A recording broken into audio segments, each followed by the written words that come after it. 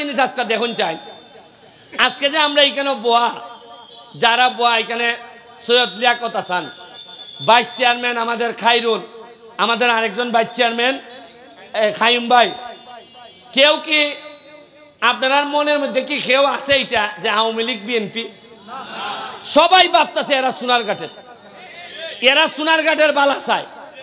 এই হিসাবে মনের মধ্যে তো দলীয় কোনো কুন্দল নাই।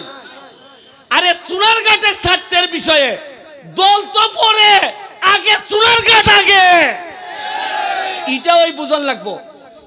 আচ্ছা আজকে যদি আমি এমপি না হইতাম, আপনারা যদি আমারে ভোট না দিতা, আপনি কি মনে করুন সৈয়দ লিয়াকত হাসান এই চেয়ারম্যান হইতে আল্লাহ না? পরে আইনটার পরে মিলাই দেখুন কথাটা ঠিক কইছে কিনা। এরা কইল নে হয় বেটা কিতা হারিস, শেষ নেই লিয়াকত হাসান ভদ্রলোক বেটা কইল না বাবা আমি তাত নাই রে বাবা, খাম নাই।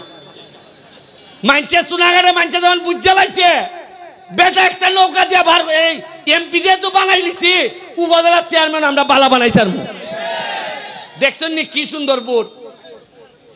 ওই আমরা সোহাগ এরে আমার সাথে বুলাইতে কয় কয় এরে পৌরসভাত কারা করতো উনয়, আরে দম লো ফাল্লাইন উনয় উনয় ফাল্লাইন না এ আমি এরে কইছি পৌরসভাত না, তুমি এমপি তুই খারি যখন।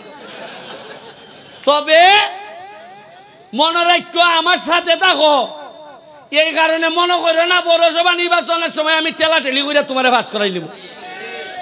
যাও খামলা দেও, প্রতিটা মানুষের ঘরে ঘরে যাও, মানুষের গিয়ে সালাম করো, খাম করো, হৃদয়ে খুশি করো, তাইলে আমি সুমন তোমার আটকাইতে পারতাম না, তুমি নেতা হইবাই।